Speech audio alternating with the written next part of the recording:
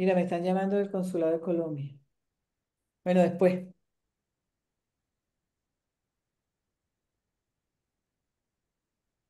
no se escucha.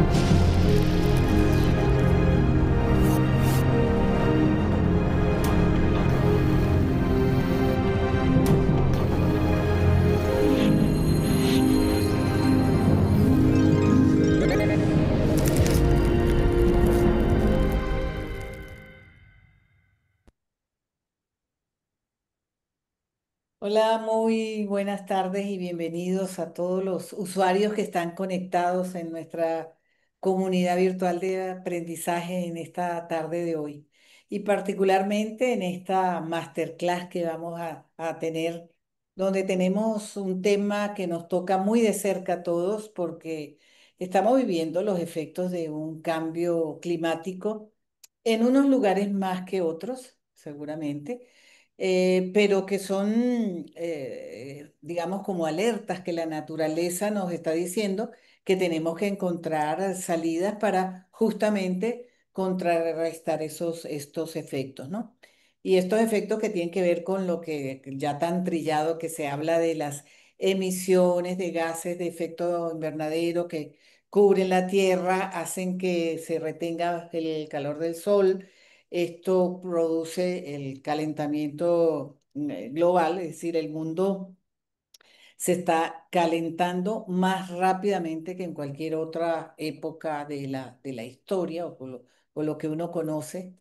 Y es precisamente porque la generación de electricidad y calor a través de la quema de combustibles como el carbón, el petróleo, el gas, pues genera esas emisiones que están haciendo ese cambio climático, ¿no?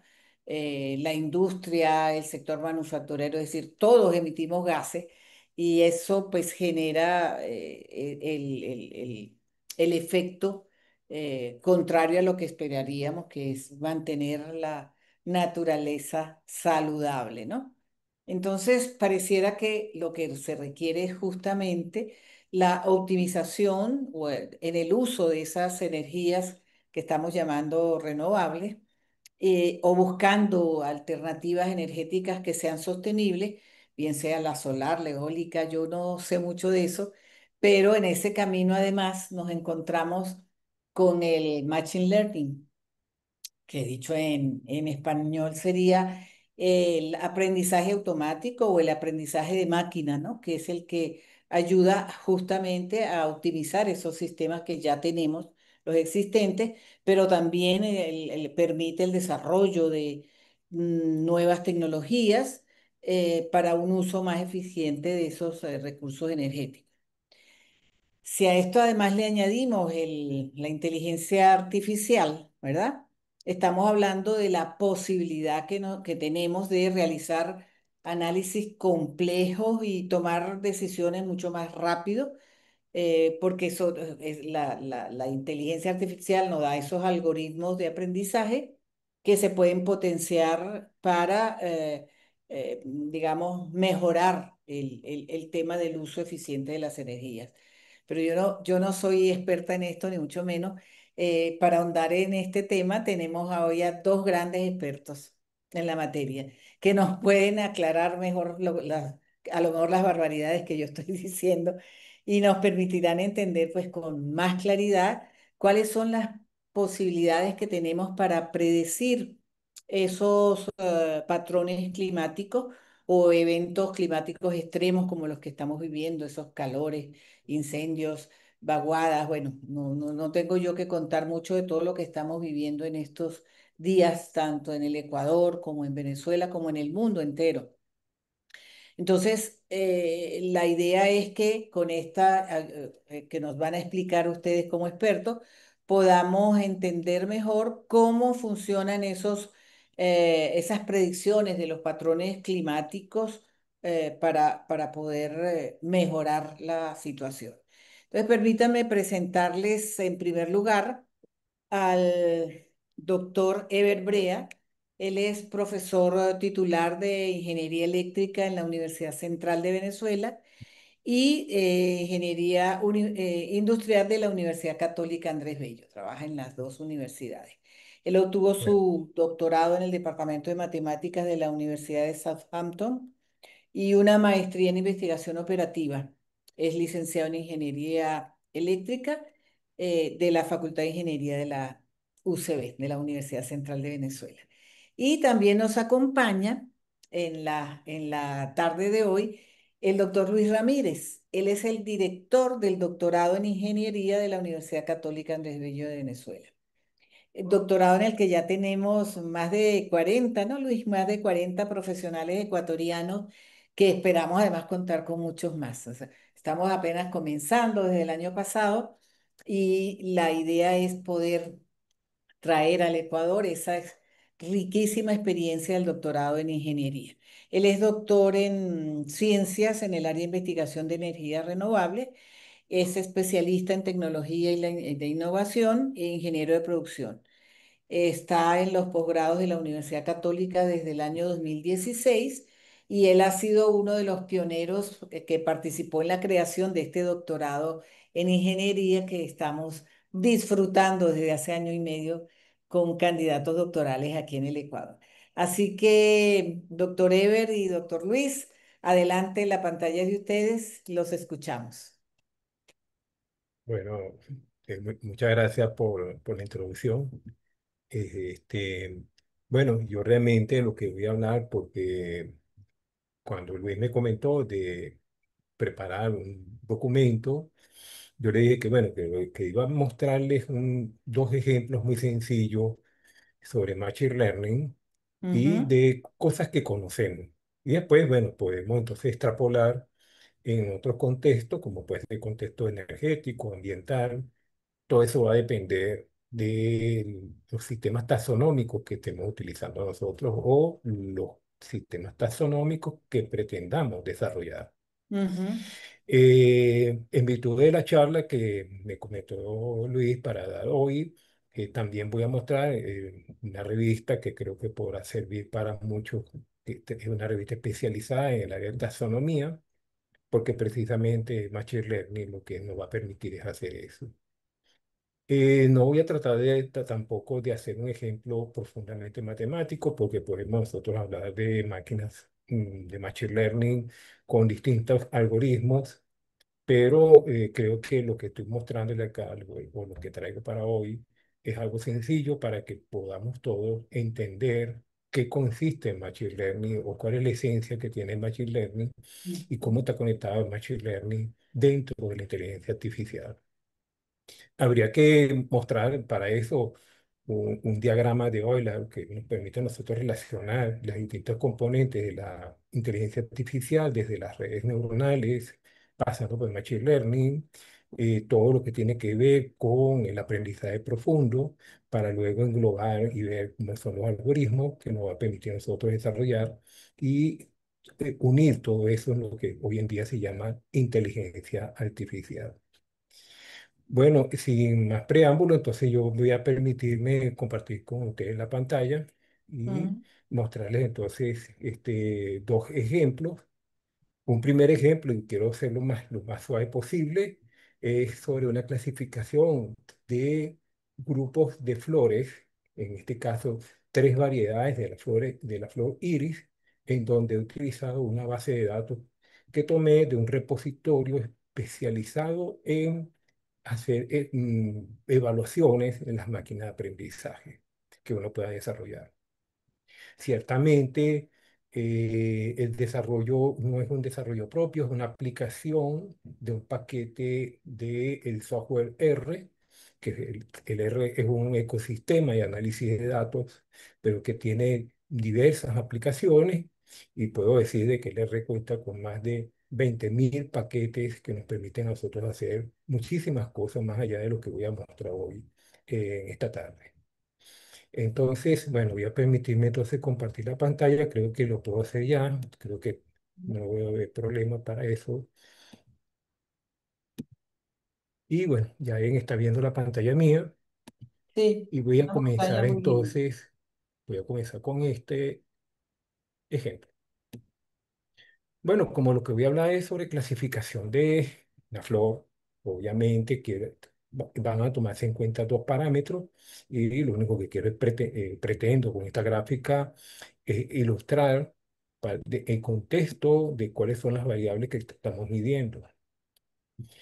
El repositorio, digamos, todo lo que es la base de datos que me permite a mí clasificar esa flor iris se basa en las dimensiones de lo que se llama el sepal y el pétalo, que el sepal sería esta corona, esta pequeña copa que tiene la flor, y el pétalo, bueno, todos conocemos bien lo que es pétalo, que es la parte más vistosa de una flor. En esto tenemos entonces tres variedades de flores, las que estoy mostrando en la pantalla. Tenemos la acetosa, que es una variedad de iris, la versicolor, y por último tenemos en esa base de datos tenemos la virgínica. La base de datos lo que contiene entonces información sobre el largo y ancho de estas componentes que acabo de mencionar, que se refiere al sepal y al pétalo. El ejemplo lo estoy corriendo en R y dice, digamos, he desarrollado o escrito o plasmado, reportado todo lo que estoy haciendo en un documento HTML para dar mayor flexibilidad. Eh, Me disculpan si esto está en inglés, tengo la costumbre de estar escribiendo en inglés y de todas formas, si es posible, yo pudiera compartir este documento y bueno, después cualquiera que quisiera traducirlo, lo puede traducir precisamente porque es un documento HTML. Ujú. Bueno, la estructura que tenemos entonces es esta, y estos son los datos que se tienen. Los datos que tenemos nosotros, como les dije, la longitud del sepal, el ancho, la longitud del pétalo y el ancho. Esas son las únicas características que se están midiendo o que se presentan. Y en la última columna se dice qué tipo de flor o qué variedad de flor es. Entonces, bueno, realmente si nosotros recorremos esta tabla, nos muestra todos los valores numéricos que tenemos de todos los ejemplares que se tienen, que son 149 ejemplares. Luego de esto, ciertamente, lo que tengo que hacer es manipular los datos y luego lo que muestro acá es un resumen estadístico de esos datos que tenemos nosotros. Ese resumen estadístico nos da entonces los valores mínimo y máximo de cada uno de estos parámetros de la flor. Y en el caso de la longitud de sepal, tenemos entonces valores desde 4,3 hasta 7,8. Esto está medido en milímetros. Igual que el sépalo, tenemos el ancho, el pétalo y tenemos el ancho del pétalo. Esto ya está medido en centímetros. Bueno, para nosotros trabajar con el Machine Learning tenemos que normalizar todos estos datos y someter toda una normalización que lleva todo a una escala 0,1. Y aquí estoy mostrando el resultado de ese proceso de normalización de los cuatro parámetros por que se está haciendo. Una vez esto, tenemos que escoger aleatoriamente una parte de los datos para hacer el proceso de aprendizaje y otra parte para hacer la prueba.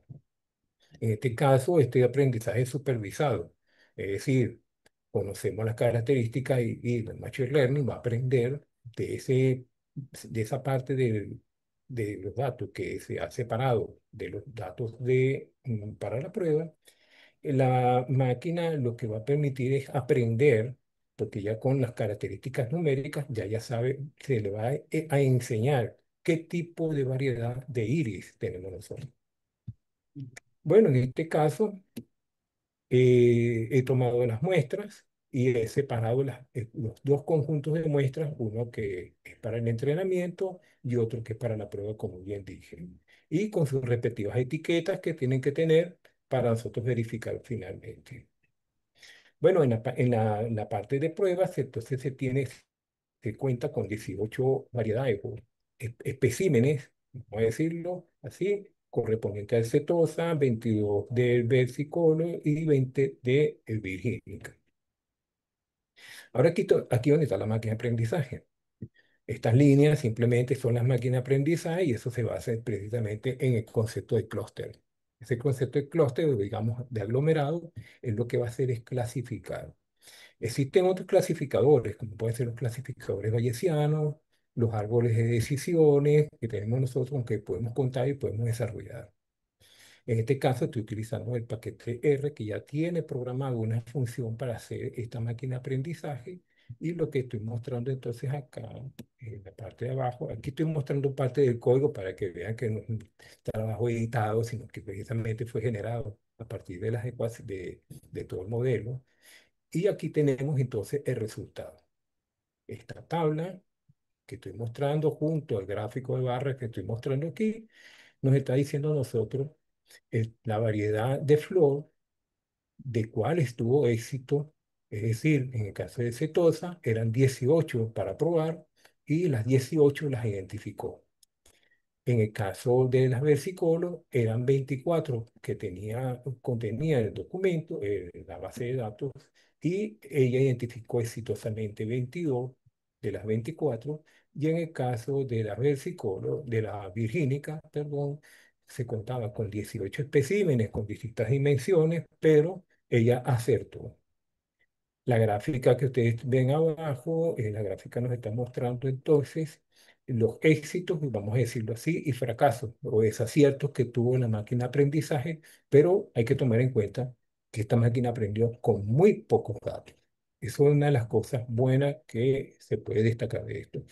La base de datos, recuerden ustedes que hablé que tenía 149 datos y se utilizaba una parte de ellos, el 60% de los datos se utilizó para la parte de aprendizaje.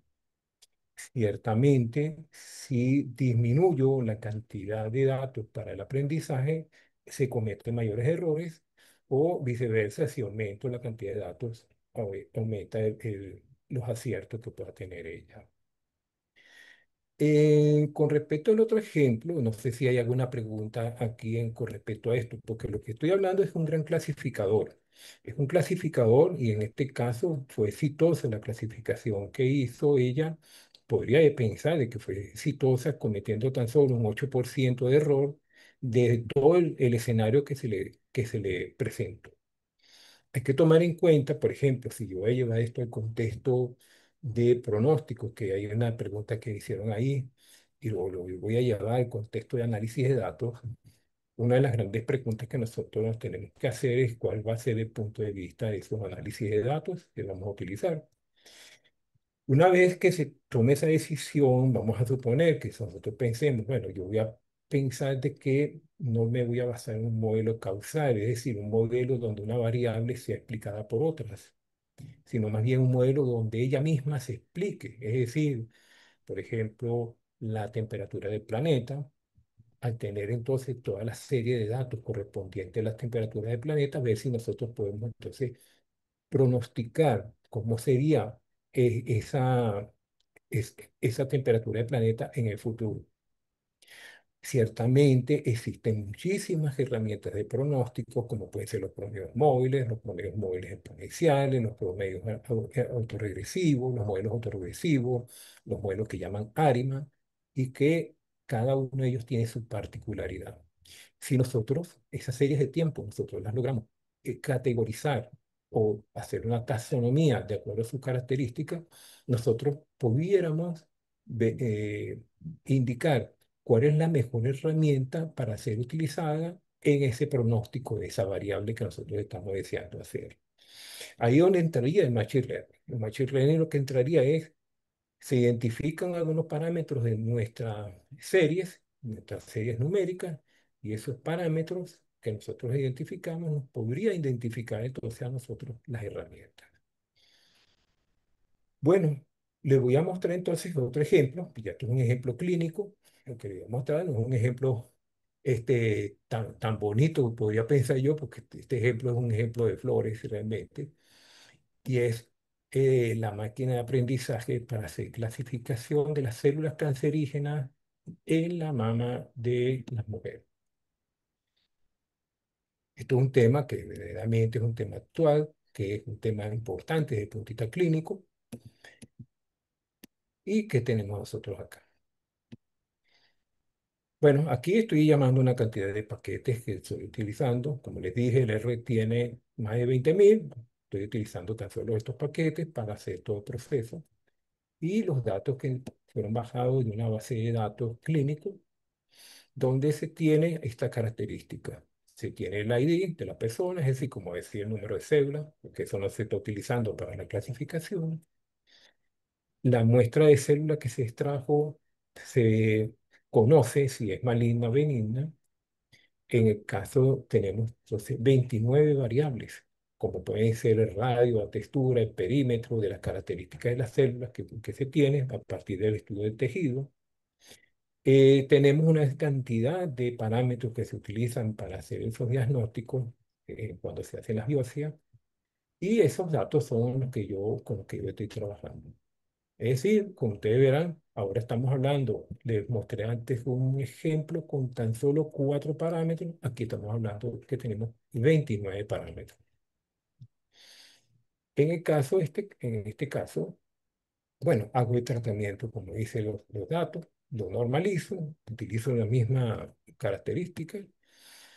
El archivo que voy a utilizar para hacer los diagnósticos contiene entonces 357 células benignas perdón, de este, diagnósticos que han resultado ser benignos y 212 que han resultado ser malignos. En la etapa de aprendizaje, entonces, aquí lo que he hecho es un, lo que he hecho es un esquema de experimentación modificando lo que sería uno de los parámetros de nuestra máquina de aprendizaje que tenemos nosotros, o la máquina automática. En este caso, yo estoy haciendo como parto de que estamos teniendo unas muestras, esas muestras las estoy modificando. Es decir, no estoy probando un solo tipo de muestras, sino que ejecuto el proceso para una muestra y vuelvo a repetir para otra secuencia de muestras para ver cuál es la sensibilidad de nuestro resultado ante variaciones de las muestras con que se están tomando. Cuando me refiero a muestras, me estoy refiriendo a las muestras que se utilizan para la parte de entrenamiento y para la parte de prueba. En este caso, bueno, ahí le estoy mostrando un código que no es la intención, no es explicar el código. Y aquí estoy entonces haciendo una colección de los datos con que estoy mostrando después los resultados. De aquí de los resultados se pueden entonces tener las siguientes estadísticas. La tabla nos está mostrando.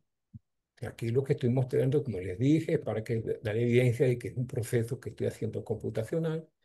Y como ustedes ven acá, tenemos entonces una tabla de correlaciones cruzadas, donde nos dicen los pacientes que tenían, cómo fueron los pacientes que tenemos que tenían células benignas, malignas, y la predicción.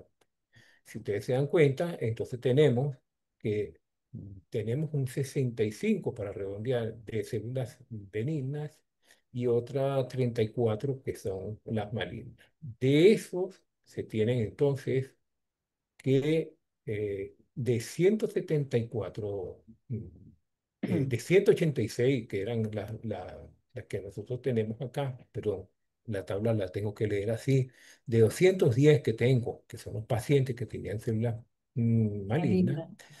tenemos entonces 98 que fueron considerados malignos por la máquina y 12 que fueron benignos. Estos son falsos negativos. Es decir, aquí se están dando, estos son desaciertos que tienen, que son muy peligrosos, obviamente.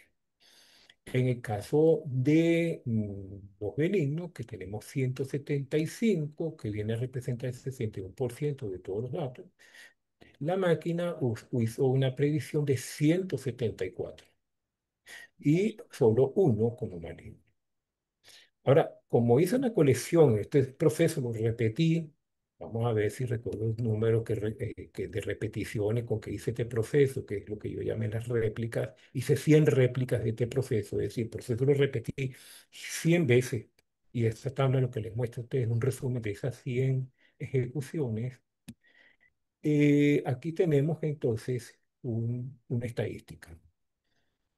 La gráfica muestra un diagrama de violín sobre digamos, lo que fue la predicción, tanto los falsos positivos como negativos, donde nos da entonces cómo está el perfil de la distribución de los datos y la caja esta caja es la caja que llamamos nosotros de bigotes para mostrar los intervalos, el primer cuartil, el cuarto cuartil, el intercuartil y los outliers. En cuanto a la comparación visual que nosotros podemos hacer, tenemos entonces una distribución acumulativa, que es lo que le estoy mostrando aquí, al igual que la función de densidad que tenemos nosotros en este caso, y los datos no son normales, hago una prueba de Wisconsin. Esa prueba de Wisconsin simplemente lo que busqué hacer la comparación de las distribuciones con los parámetros, con las densidades que considero que deben de tener y a partir de ahí tengo entonces estos histogramas o estos diagramas de violines, perdón, con que finalmente he hecho un filtrado de los datos. La gráfica está mostrando entonces los falsos positivos, los diagnósticos de falsos positivos, para las células malignas que tenemos nosotros. Y también estoy aquí, no, ya esto es ya digamos, el reporte de las pruebas que tenemos nosotros. Bueno, el documento también tiene, digamos, todas unas referencias, que tanto los documentos tienen unas referencias. Y bueno, como bien les dije, estoy citando solamente dos ejemplos que no tienen nada que ver con aspectos energéticos ni con tratamientos de series, pero todo esto es aplicable, digamos, a todo lo que serían las series. Si hay alguna pregunta, y espero que les haya gustado lo que les traje como ejemplo de hoy. Bueno, muchísimas gracias al doctor Eber por estos ejemplos que nos permiten entender cómo el manejo de la data, o sea, las bases de datos, que nos permiten llegar a ese, vamos a decir, aprendizaje supervisado que se prueba y que puede predecir, en este caso, malignidad o benignidad, en el caso de las flores, pues características, y en el caso de las energías, pues ya el doctor Luis Ramírez nos explicará un poco, ¿no? Entonces, a mi manera de ver, esto me permite ir entrando un poco más en el entendimiento de esa relación entre el uso de la inteligencia artificial, de estos algoritmos, para optimizar procesos, que bien pueden ser en la agricultura, pueden ser en la salud, pueden ser en el campo energético. Entonces, bueno. Muchísimas gracias, doctor Eber. Vamos a pasarle la palabra al doctor Luis Ramírez y de todas Ahora, maneras ustedes tienen en el chat la posibilidad de ir escribiendo sus reflexiones, sus preguntas, sus dudas, sus inquietudes y al final vamos a tener un espacio donde tanto el doctor Eber como el doctor Luis pueden responder a esas inquietudes. Adelante, doctor Luis. Muy bien. Bueno, primero agradecerle a Ever nuevamente. Ahorita me voy a permitir compartir pantalla a mí. Eh, bien. También decir que efectivamente todo lo que está detrás en este caso de lo que sería la inteligencia artificial general, son muchos algoritmos, son muchos programas. Tiene muchos años trabajando y en cierta forma esto es lo que justamente el profesor Ever nos está mostrando. Ahorita ya Ever va a dejar de compartir pantalla para poder... Sí, y estoy, ok, ya sé con dónde estaba Ah, buscando el botón. No, no, estaba no. buscando el botón, ya lo conseguí. Ahí, por cierto, una pregunta en el chat, Ah, no ok, sé, sí, pero creo que, no, es ok, una bienvenida, no, no, no, ok. simplemente una bienvenida. Ok, bueno, gracias No, no, te tienes que por, quedar, Ever, por favor, sí, sí, para cómo seguir no. aquí. Por favor, por favor. Ajá. Bueno, fíjense, yo les voy a hablar un poco de lo que fue la tesis doctoral que hice un poquito y adicional de hablarle de eso, explicar un poco cómo ha evolucionado esa área, ¿no? Yo en el año 2015 comencé a hacer el doctorado, que ya la profesora Marta me estuvo comentando el área de ciencias y quería trabajar en energías renovables. En ese momento algunas plataformas, o mejor dicho, algunos datos no estaban disponibles por algunos organismos naturalmente requeridos para la parte meteorológica, que son las variables base, en este caso, de lo que sería las energías renovables. Llámese lo que sería la irradiación, velocidad del viento o dirección, por ejemplo, en el caso del viento. En el año 2000, ya, un segundito. Ya.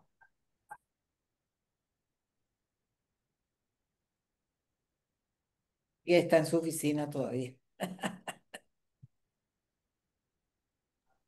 Ajá, disculpe. Entonces, bueno, en ese momento, en el año 2000, 15, bueno, estaba justamente en esa, digamos, buscar estos datos y estos entes gubernamentales, o sea, de los estados, no estaban disponibles estos datos. Entonces, yo recuerdo que en el año 2018, y esto es una de las cosas que recomiendo para los temas de los doctorados, por lo cual es muy importante la relación con otros países y la transferencia de conocimiento, y ahorita les explico un poco también el caso de los convenios que tenemos en el doctorado, pero ya después de hablar de esta parte, yo tuve la oportunidad a través de un convenio que se llama de Cooperación Económica y Técnica de la India, el ITEP, de viajar a Chennai, India, para entrenarme en un centro que se llama a través de Centro de Energías Renovables. Pero bueno, era un curso que básicamente tenía patrocinado por una empresa de la India que se llama Surlo, y lo cierto es que me hizo cambiar o me hizo tener un enfoque distinto de lo que yo conocía para esas fechas de la parte de renovables en Venezuela, y no solamente en Venezuela, sino en Latinoamérica. Entonces ya esa empresa contaba con esos 25 años de experiencia, y lo que se hizo fue una transferencia de conocimiento. Así llegué yo realmente en esos años a través, yo termino más o menos como en el 2019, incluso antes, siento que termine la pandemia, pero bueno, terminé defendiendo después la pandemia por circunstancias, lo que fuese. Bueno, de reconocer que habían estas plataformas, que eran unas plataformas que tenían alta confiabilidad porque estaban patrocinadas por lo que sería el Banco Mundial, una universidad técnica en el caso de Dinamarca, y así es que incorporo y podía incluso descargar los datos que por distintas razones en mi país no podía tener con la mayor precisión o confiabilidad posible. Eso tiene también incluso un algoritmo detrás y, como digo, un financiamiento por parte de un organismo multilateral como el caso del Banco Mundial. Entonces, esto de imágenes de Global Wind Atlas y Global Solar Atlas termina siendo, digamos, la entrada. Cuando uno quiere hacer un proyecto en el área de renovables, estos datos como irradiación, velocidad del viento, dirección del viento, que me permite de una u otra forma comprar los equipos, establecer los parámetros bases para la compra de los equipos para una coordenada en particular. Digamos que si lo vemos por fase, es la primera fase, o sea, reconocer que el recurso está ahí disponible. Entonces, esto por supuesto tiene, digamos, detrás, como digo, todo un tema de confiabilidad de esos datos. Son, por ejemplo, imágenes satelitales, y esto, el Internet democratiza mucho la información, incluso para países en vía de desarrollo es fundamental, y eso es una de las cosas que, por ejemplo, aprendí para ver imágenes, en este caso, del espectro en 50 metros, 100 metros, 200 metros. Y lo interesante también de esta plataforma es que a través del tiempo se ha ido actualizando, incorporando elementos que en cierta forma uno puede ayudarle a precisar justamente la búsqueda y elección de esos equipos. Con el tiempo, por supuesto que ya en 2015, justamente cuando comenzaba, estaba el tema de los ODS, que a través de la Organización de las Naciones Unidas comenzó a profundizarse, cosa que en nuestro doctorado, que acá también está la profesora Marisabel López, que ella es parte de la co-creadora del doctorado, y también es profesora incluso de la asignatura de Ingeniería Avanzada uno, y también está otro de los estudiantes de nosotros acá de Ecuador y de Venezuela. En fin, lo cierto es que no somos solos, somos un equipo, y adicional no solamente que somos un equipo, la diversidad de las áreas y líneas de investigación de nuestros estudiantes es una cosa pues realmente interesante. Entonces, bueno, siguiendo con la plataforma y los espectros disponibles, aquí por ejemplo vemos lo que sería una rosa de viento y una dirección donde está entrando, por ejemplo, el viento, si vamos en el caso de Global Wind Atlas, hacia el norte, entonces es la posición más adecuada del equipo siempre que este equipo no goce con algunos dispositivos justamente vinculado con inteligencia artificial o, digamos, algún tipo de programación que le permita girar hacia donde ese viento esté más adecuado. Y hay otras cosas que se hacen allí, las palas hacen como un frenado, son los sistemas de control, que si el pitching, que si, o sea, que si el ángulo más adecuado, en fin.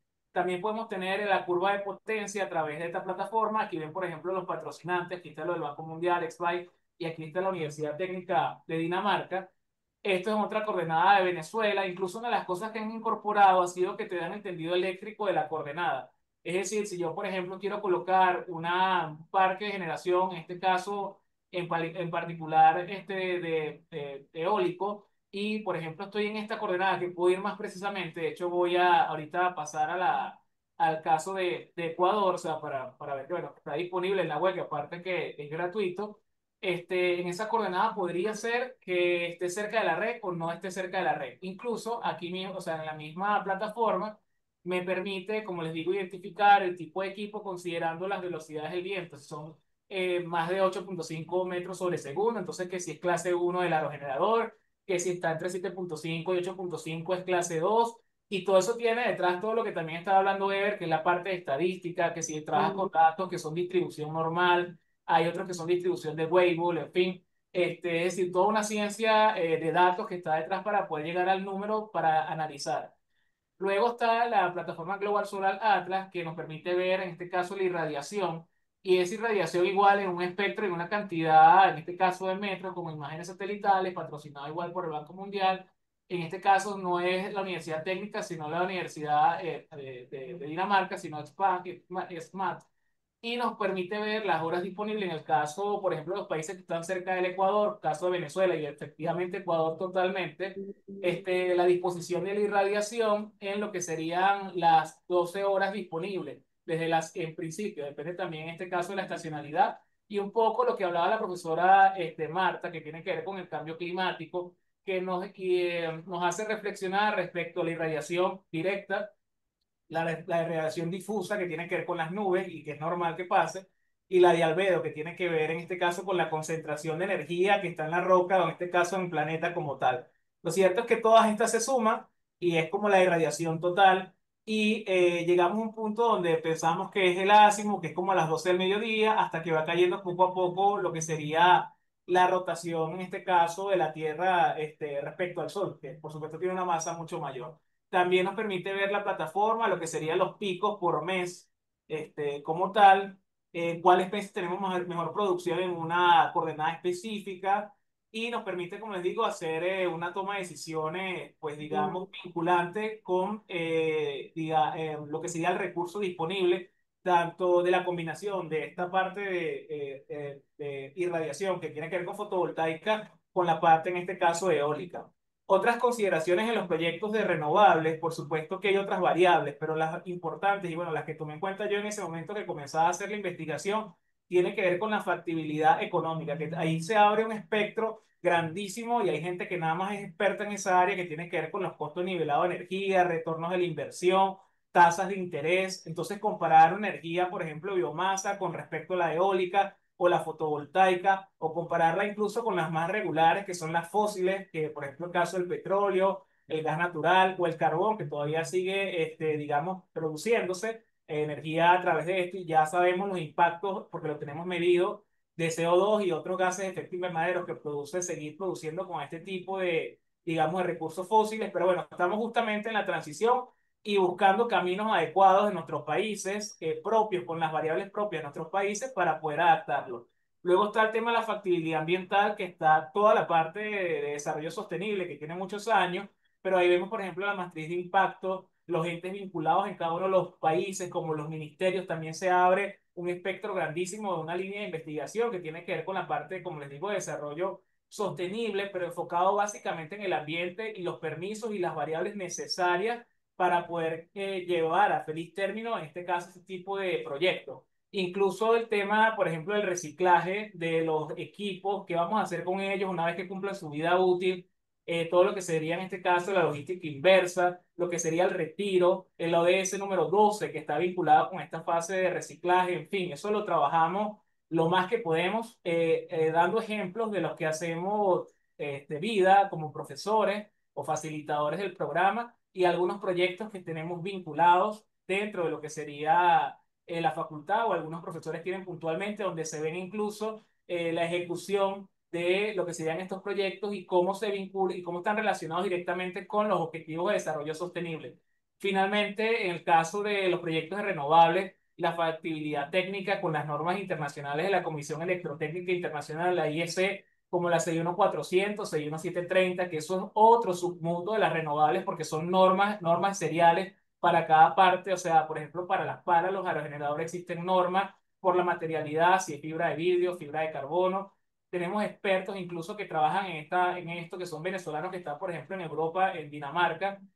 Pongo el caso, por ejemplo, el caso del profesor Yaru, que ya lo hemos tenido Yaru Méndez, que trabaja en General Electric, como en una empresa filial allá, es estadounidense, pero está en Dinamarca actualmente. Y por supuesto el caso de la ISO, que es la norma internacional de estandarización, que también tiene un conjunto de normativas vinculadas. Incluso hay una ISO, que es la 42001, que es versión 2023, que trabaja o trata de regular los procesos vinculados con inteligencia artificial, donde todos estos equipos y todos estos modelos de negocio de empresas, por supuesto que van a tener que buscar relacionarse allí, ¿no? Esto de los ODS y su transversalidad, también intentamos tener expertos y nuevamente está dentro del marco de lo que está en el doctorado. Probablemente cambie en algún momento por distintas cosas que pasan a nivel mundial, pero nosotros nos mantenemos atentos a lo que esté sucediendo de manera tal de que las investigaciones, nuestros estudiantes doctorales sean tan actuales o tan adecuadas y puedan colocar sobre la mesa la innovación, es decir, lo que se está requiriendo para Ecuador, para estudiantes que están en Uruguay, otros que están, por ejemplo, en Argentina, en Chile, en Venezuela y en distintos estados de Venezuela. La bondad que tenemos en el caso de la Universidad Católica es que el programa es semipresencial y eso nos da un plus, un adicional que, bueno, pues de verdad que podemos llegar a muchos sitios a través de plataformas como esta, por ejemplo.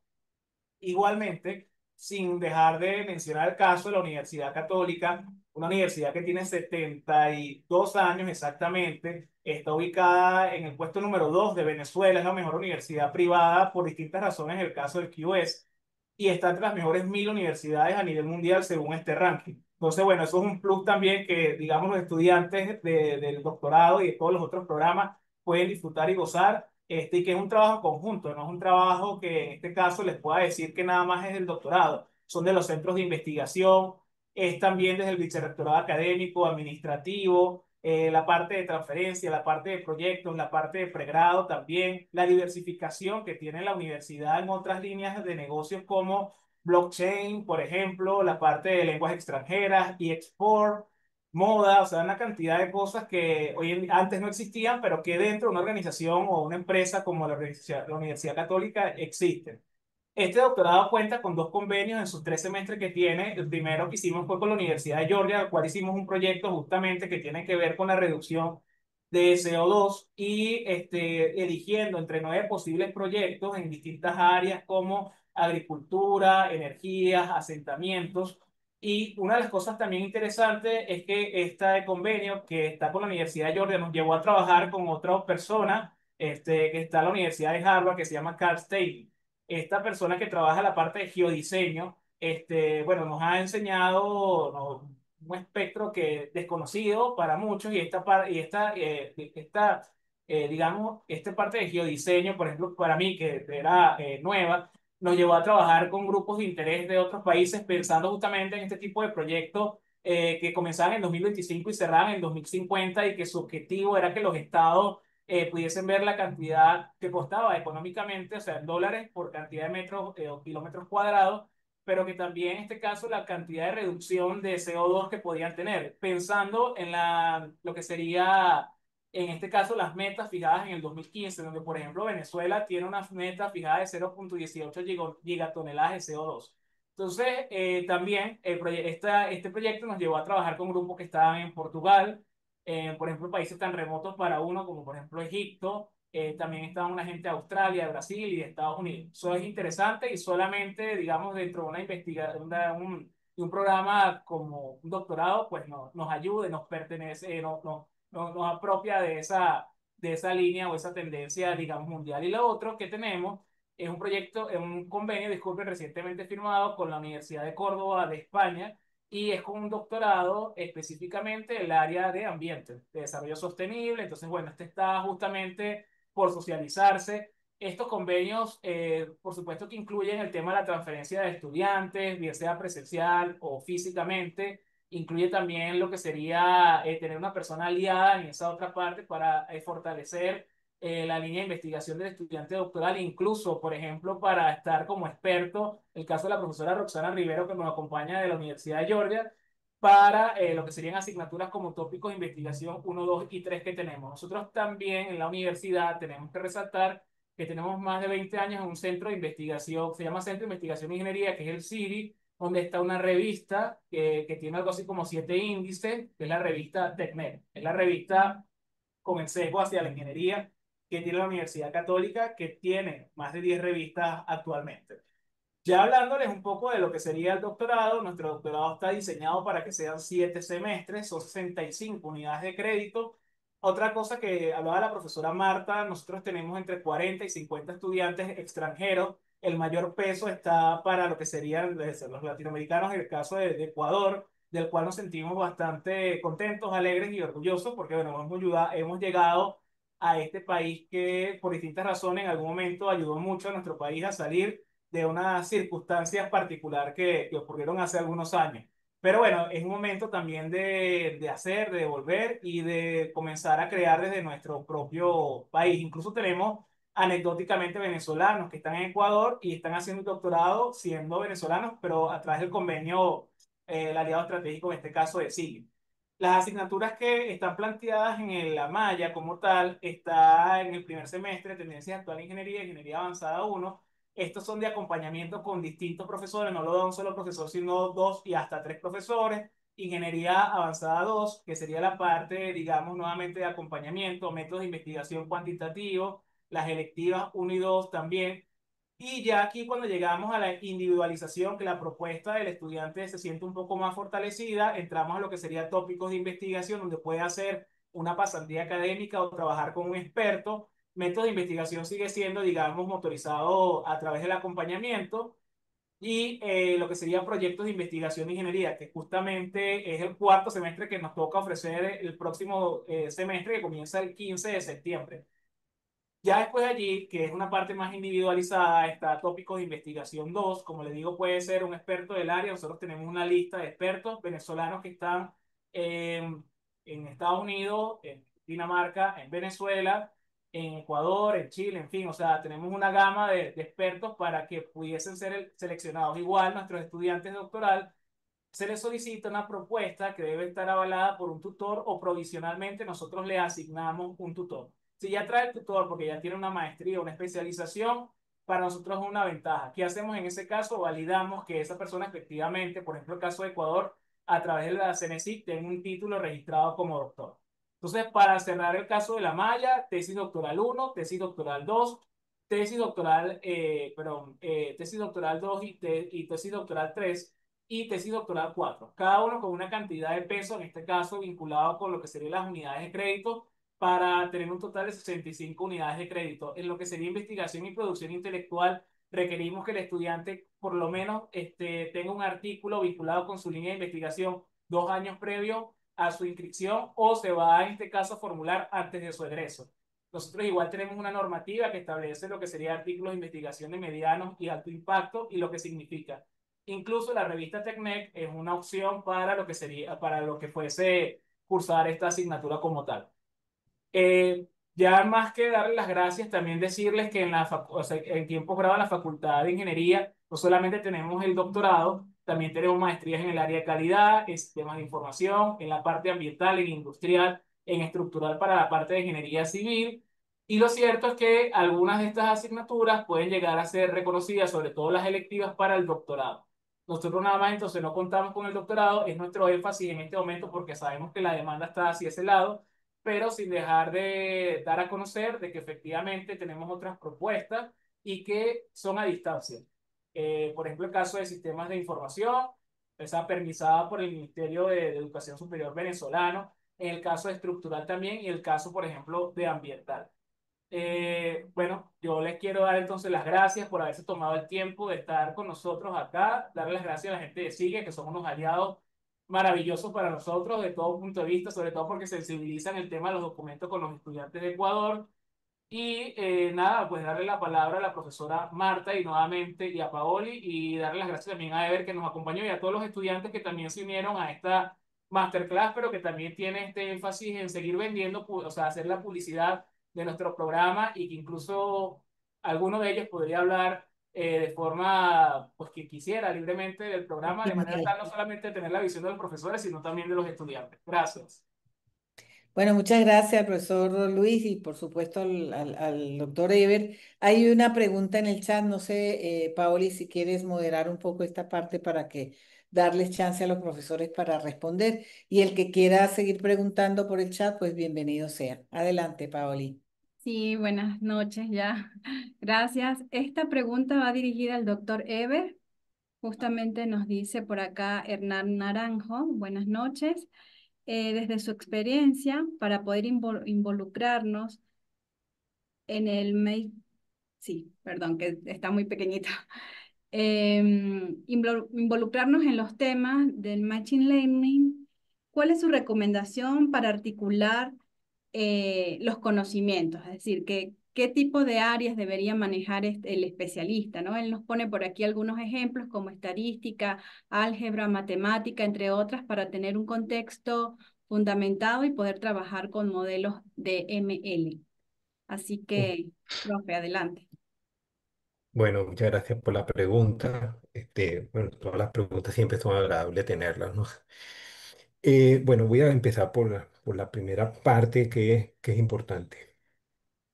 Eh, Sabemos que Machine Learning, su propósito es clasificar.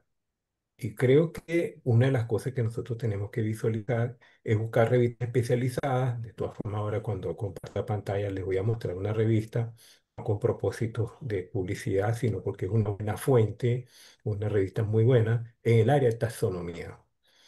La taxonomía es importantísima a la hora de nosotros decidir cómo vamos a diseñar nuestra máquina de Machine Learning para nosotros saber bien cuáles son los parámetros con que nosotros los que vamos a considerar para hacer nuestro esquema de clasificación.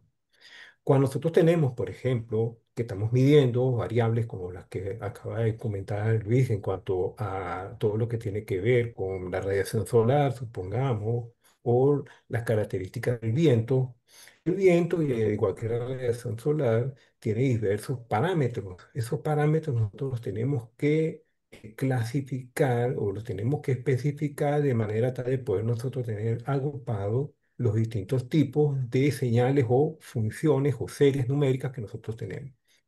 Es decir, que para mí la base, una de las primeras bases que tenemos que tener es un buen conocimiento sobre lo que sería, en principio, los esquemas taxonómicos. ¿Cómo se diseña un sistema taxonómico? Ujú. En segundo lugar, es la siguiente pregunta.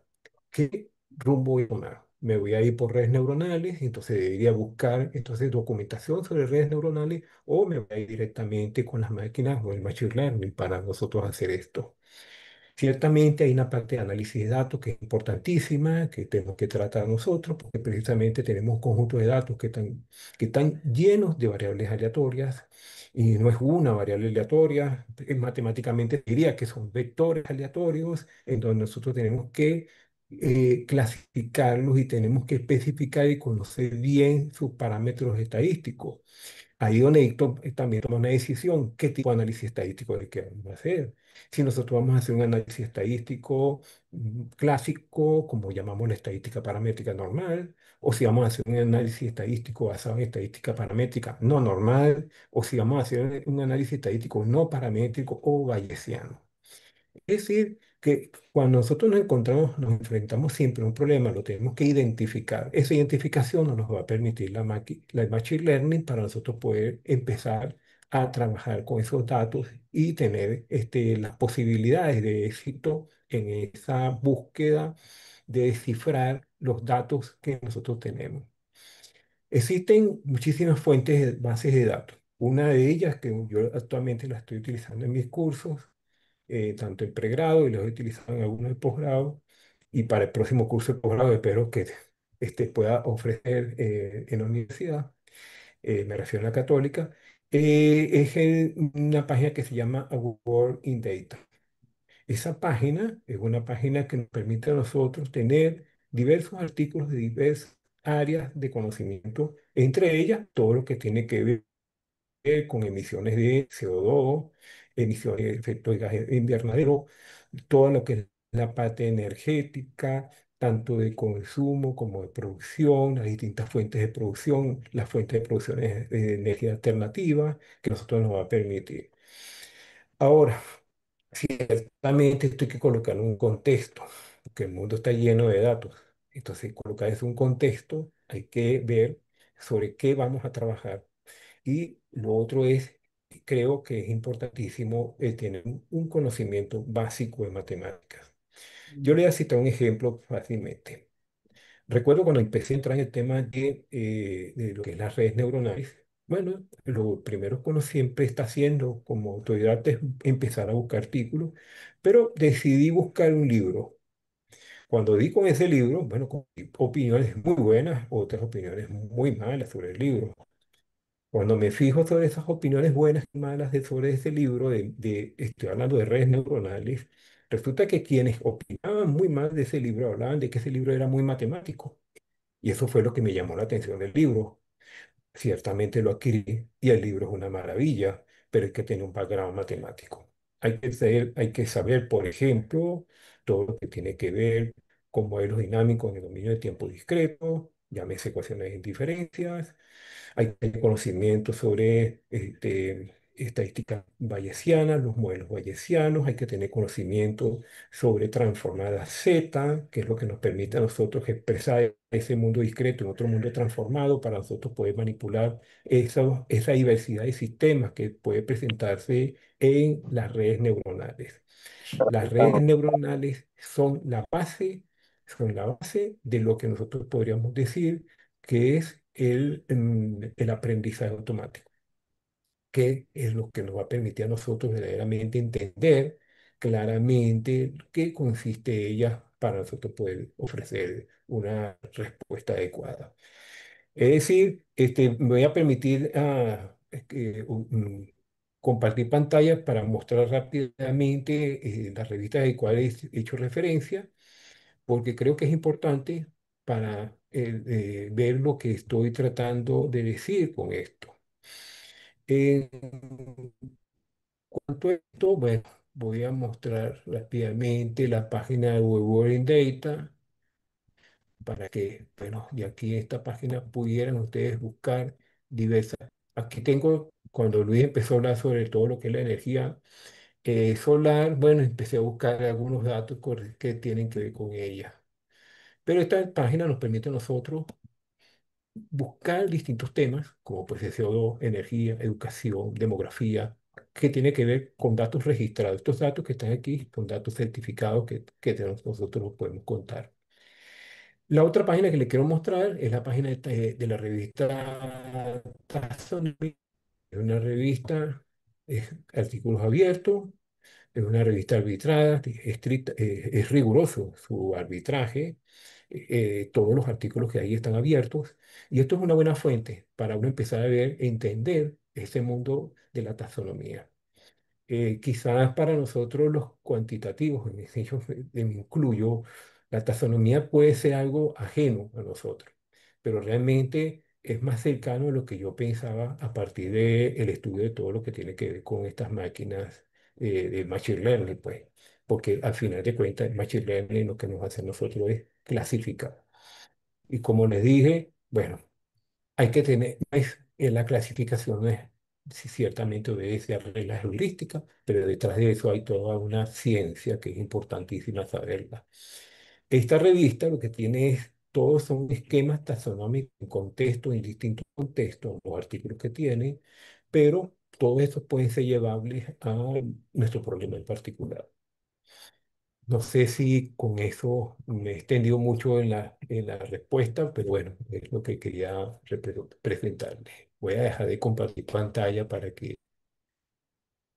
Bueno, muchas gracias al doctor Eber. Efectivamente, hay también dos o tres preguntas, dos de Colombia, una que hace Lili Chan Luisa. Lamentablemente el tiempo se nos agotó. Este es un tema fascinante que estamos empezando a explorar desde el doctorado en ingeniería que se está ofreciendo en el Ecuador, en alianza, por supuesto, con la Universidad Católica Andrés Bello. Entonces, lo que les puedo ofrecer es que nosotros vamos a tomar, como tenemos ya los datos de ustedes, vamos a tomar las preguntas, le vamos a pedir al doctor Eber que por favor nos pueda generar las respuestas que se las podamos hacer llegar. Es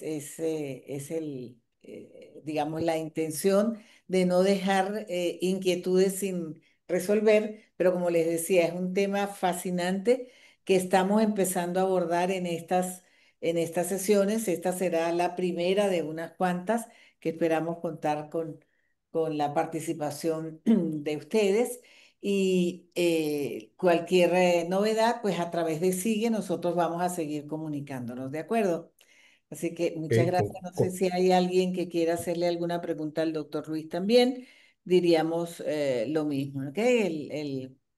La profesora María Isabel López le manda saludos que estaba conectada allí. Entonces, bueno, ah, ejé, igualmente. Y ejé. bueno, con todo gusto voy a ofrecer las respuestas a quienes tengan las inquietudes. Y Mm, bueno, también estoy abierto a los contactos. Sería interesante que compartiera los contactos míos, mi correo electrónico, mm. para que quien me quiera contactar, pueda abordarme.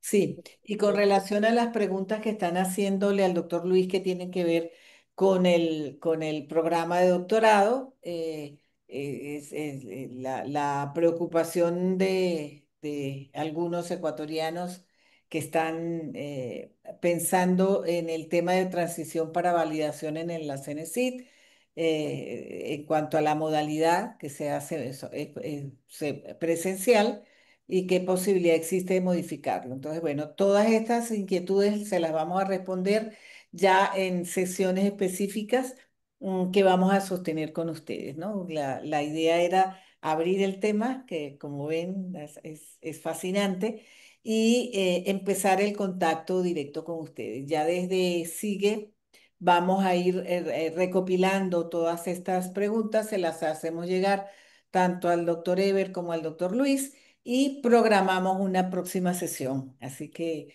eso es, digamos, todo. No sé, quisiera que el doctor Luis cierre aquí. Ujú, Solamente decir, Marta, que las personas de Colombia, que también está escribiendo alguien, ujú, pueden ser atendidos a través de Siglo. Entonces, ujú. bueno, es una opción. Y sí, creo que hay muchas respuestas allí, hay muchas cosas que hablar de otras, no solamente lo que habló Ever, sino bueno, de otros software como MATLAB, ver en este caso las distribuciones de las variables, en fin, para ver lo que están buscando ellos mucho el tema de la IA, cómo se puede engranar la IA con todo lo que decimos. Entonces, eso parece pues, que es la siguiente fase. Muchas Ujú. gracias nuevamente y bueno, gracias también a todos los que nos acompañaron, los estudiantes que ya están en el programa, de hecho. Este, Sí, eh, los que ya están activos y los que también hay aquí personas que quieren incorporarse en el próximo semestre de septiembre, que estamos en este proceso, pero quisimos invitarlos también porque, bueno, es entrar en este campo de conocimiento que es un poco retador, ¿no? Y más para los ingenieros profesionales, porque es la responsabilidad de todos nosotros como seres vivientes y como profesionales de entender este mundo y ayudar a resolver los problemas que nosotros mismos hemos empezado a generar, ¿no?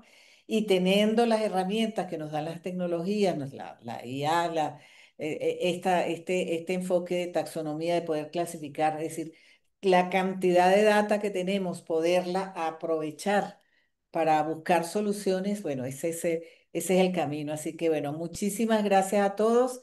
Esto queda A la grabado, por orden. supuesto, por si lo quieren volver a escuchar. Va a estar en nuestro canal de YouTube y en nuestra comunidad virtual de aprendizaje, donde están todos bienvenidos. Y seguiremos en estas masterclass, en estas sesiones. Así que buenas noches y muchas gracias a todos. Buenas noches. Hasta luego. Luego, Gracias, buenas noches. buenas Luego, noches. muchas noches.